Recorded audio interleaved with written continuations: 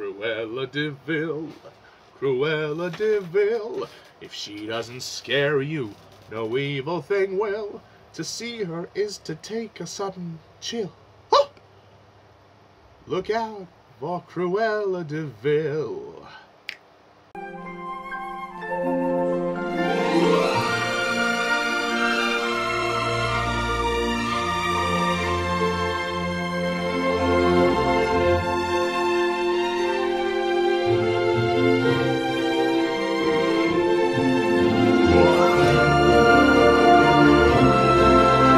YouTubers, and welcome to my latest review, where this evening I'm reviewing 101 Dalmatians, the remake, 1996 version, the live-action remake.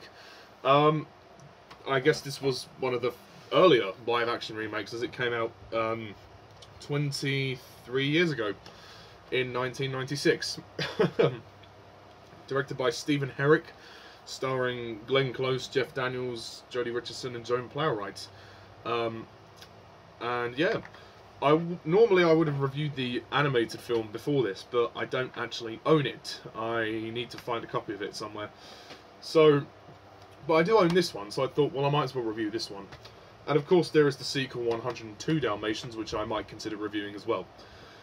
But yeah, as we're getting like a string of live-action Disney remakes, I thought, well, I might as well review this one. Yeah, why not? Okay, so 101 Dalmatians.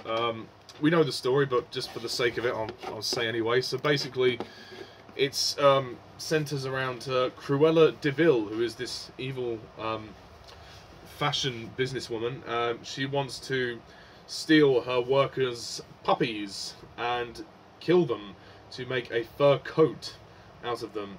And it's, you know, Roger and Anita, they get together, they fall in love, and then the dogs fall in love, and they have the puppies, and then she instructs Jasper and Horace, her henchmen, to bring them to her manor so they can be murdered. And then they have to save the puppies before time runs out and before they get killed. And that's essentially it, really. That's the plot. That's how basic it gets. 101 Dalmatians. How is it? It may not be as polished as the original, but I think this is a really underrated movie. I really like this film. It isn't perfect. I think it's a good, solid movie, and it's actually one of, probably at the moment, it might even be my favourite Disney live-action remake. It is actually that good.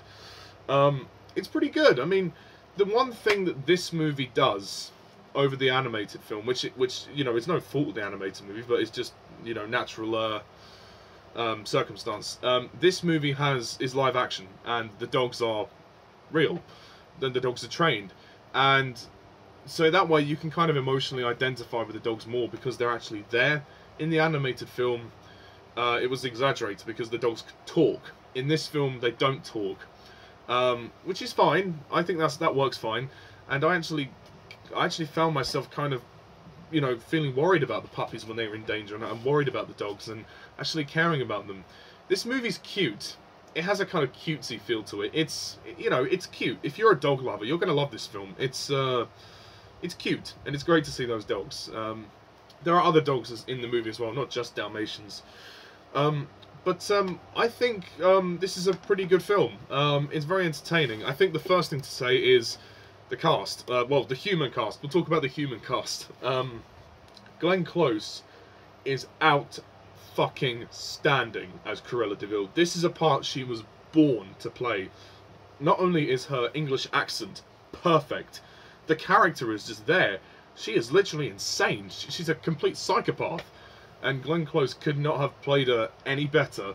And I believe she was snubbed when it came to the Academy Awards. I think she should have got an award for this film. She's terrific as Cruella de Vil, and it is great that they actually made a sequel, so she can come back. Although she's a bit different in the sequel, but we'll get to that at some point. Jeff Daniels as Roger and Jodie Richardson as Anita. I think they're okay. I think they're good. It's a bit weird having Roger as an American in this film, because the whole film is set in London, so it's a little strange, but I mean, he plays the character well. But it wouldn't have been my first initial choice for the role. And Jodie Richardson is good. There isn't as much chemistry with them. In the beginning of the film, the first act, it's a bit quickly how they get married. They kind of just they meet, the dogs bring them together, and then on the day they meet, he basically proposes to her. It's like, okay, well, this would never happen in real life.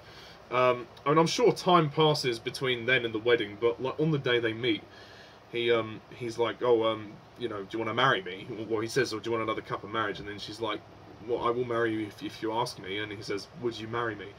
And she says, yeah, of course. So it's a little bit quick how they kind of fall in love. That aspect of the story was a little rushed.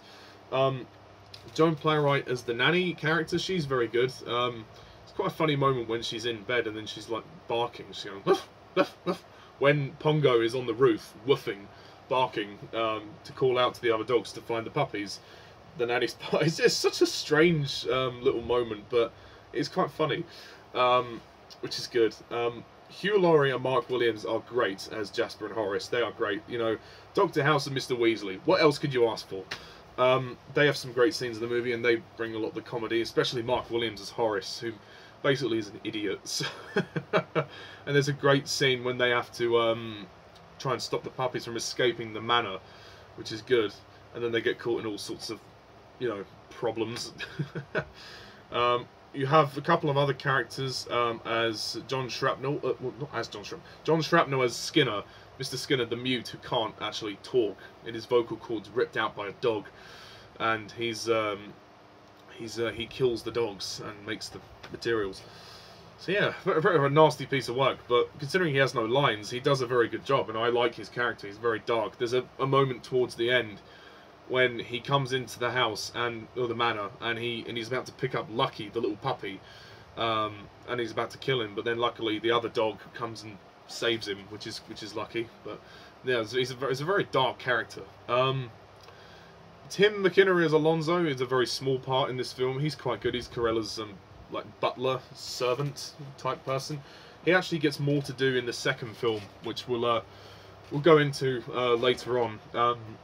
But in this film, he's basically a cameo. He doesn't really do all that much in this film, but his moments in the film are nice. Like I said, the movie has a kind of cutesy feel. You kind of go look at the dogs, go, "Oh, it's nice, isn't it?" And it is just a nice watch. It's an easy watch. The story's not difficult. The birth of the puppies is a lovely scene. Although, on the contrast, this film gets a bit dark and intense towards the second half. The mood of the story goes a little dark, which is not like majorly, but the lighting goes dark, and it starts to feel a bit more intense, like as Corella's trying to catch the puppies. And then the second half of the movie is set primarily in the manor house and then the farm when she's pursuing the puppies. And then there's that moment towards the end when Corella gets dropped into this pit of molasses, which is disgusting, but it's a great moment. She kind of bursts out of there like a monster, like a Loch Ness monster or something, going, and it's really it's really quite disgusting, but it's well acted by Glenn Close. I think she definitely steals the show in this movie. She definitely does. I like the fact that this movie has a lot of heart. There's a lot of heart, just as much heart as the original. When the dogs are all woofing, like barking on the roof, and then they go out to find the puppies, which is a really powerful moment. And I think the music score for this film is fantastic. Michael Kamen's score is an absolute delight. It's so good. I love the soundtrack for this film. It's powerful, it's emotive, it's sweet, you know, it's intense. You know, there are some intense tracks, especially the track when Corella falls into the pit, when it goes da dun da dun da dun da dun dun dun dun dun dun. It is a little bit intense. Also, in that moment when she does fall in, there's like they speed up some of the editing with the animals. The animals are there and they kind of like run away, and it's all sped up. I think some of the editing could have been worked on there. It looks a little bit silly, to be honest. But yeah, no. And there's a great moment when the two dogs, Pongo and Purdy, they fall in love. They see each other. It's like love at first sight. and then Pongo runs after her, and like Roger crashes the bike, and then Anita crashes her bike into the river, and then it's there's quite some good moments there. It's just a very lovely film. It's a great film for kids, and it's a great film for adults. I think it's a great family movie. It could be a little bit scary with Cruella de Vil. I mean, Cruella used to scare me when I was a kid, and I love the way they introduced Cruella de Vil when her car pulls up in front of the House of DeVille, which is her building, her fashion building, and the doorman comes over and he says, "Top of the morning to your mum," and then she just drops the cigarette on his foot, and then she just steps out, which is great. Really, really great. The pacing is good. I do think though in the second half it drags on a bit too long. I think the climax of the movie, it's a bit too long. They spend a bit too long in the farmyard, in the barn. Also, the other animals don't get huge amounts to do. They're just kind of there. There's one dog that kind of comes in and gets the puppies out. But it's still a very entertaining film, and the ending is very sweet when the puppies all come back, and then Roger and Anita, you know, out of their minds, probably agree to take the remaining puppies that don't have a home, and then in this version, Roger is actually a video games designer, which is something interesting I found, which was an update from the original story. I think in the original he was a musician, if I'm correct. If I'm wrong, then do correct me. But in this one, he's a video games designer, and he's trying to get his big break, and he's trying to come up with a villain for the game. And then in the end, he chooses Cruella de Vil. And there's a great moment towards the end when we see a demo of the game, and we see the Cruella animation, which is a nice nod to the original film. When they show a preview of her, and it's like she's done in the style of the hand-drawn Cruella from the original film, so that I appreciated. And the Cruella de Vil song isn't in the movie, but it's in the credits, so that's nice. That's nice, and we see at the end, obviously, that they managed to have enough money to get a mansion, so they've done very well for themselves. I mean, at the end of the day, this movie's pretty good. It's cute, it's fun, it's really charming, it's just such a nice film to watch, and it's actually a good remake. It honours the original a bit, even though it's a little bit dark and intense towards the second half, and the pacing kind of slows down as it goes on, but it's a good film, it's a good solid watch, and Glenn Close is amazing in this film. Most of the cast are great, but she stands out as being the best. And, you know, I think this is a severely underrated film, and at the moment, it is my favourite live-action Disney remake. Sue me. You know, because, you know, of the ones we've seen so far, I've been disappointed with quite a number of them. I do think it's better than the Beauty and the Beast one, yeah, which I gave a 7 out of 10 in my original review, but this is better. This is a lot better. But sadly the sequel doesn't live up to this whatsoever, but we'll get to 102 Dalmatians later. But yeah, I really love this film, and I think I just want to mention also before I give my rating, the person that trained the animals, that trained the dogs, did a great job. The dogs are great in this film. They have all been superbly trained. It looks as though it was effortless to really get them to do what they need to do on screen. Most of the stuff we see with them, most of the second half, is the dogs. There's not much dialogue. It's the dogs trying to get the puppies, and obviously all the puppies have been well trained. I mean, God knows how many dogs they would have needed. I mean, well, the film is called 101 Dalmatians for a reason. So I really like this film, and I think more people should actually watch it. Also, there's another intense moment was when Jasper and Horace come to the front door and sort of like grab the nanny and then shove her in the cupboard. That was a little bit physical. Bless her. And it was quite funny when she punched Horace in the face. He was like, "It's all right, madam. We're professionals." Oh! That was impressive. I thought that was kind of funny. Stephen Herek does a good job directing it. He does a good job. It's a film for all ages. I mean, anyone can watch it. It honours the original in places. It's not perfect, of course not. I mean, it may not be as polished as the original, but it's pretty good. I like it. Yeah. Also, Easter egg for you Bond fans, I noticed in the early scene of this movie when Pongo is like running after Purdy and then Roger's on the bike, they go past a cinema in London, like a multiplex cinema, which are showing GoldenEye. There's a poster of GoldenEye, the Pierce Brosnan Bond movie. So I guess they were filming at the time when GoldenEye was released.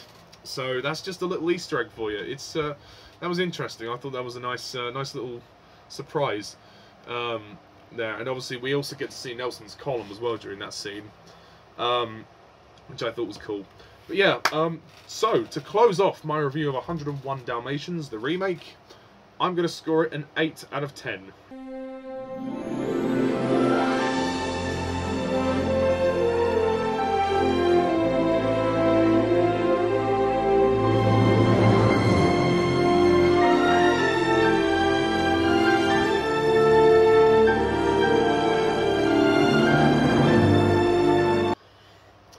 I really think it's worth that rating. You may disagree. I know some people think it's okay, it's not really worth all that. It generally gets a mixed response, but it's definitely better received than the sequel, and it is actually better than the sequel. Yeah, 102 Dalmatians comes next.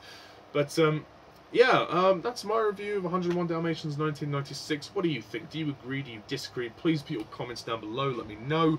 Stay tuned for more reviews of Disney live action remakes. The next one will be Aladdin, which will be fun. Unless I get to review Cinderella before then, do a proper review of Cinderella, the 2015 one. Yeah, and 102 Dalmatians, I'll review that at some point. But yeah, thank you all for watching. Take care. I'm Mr. Talus11, and see ya.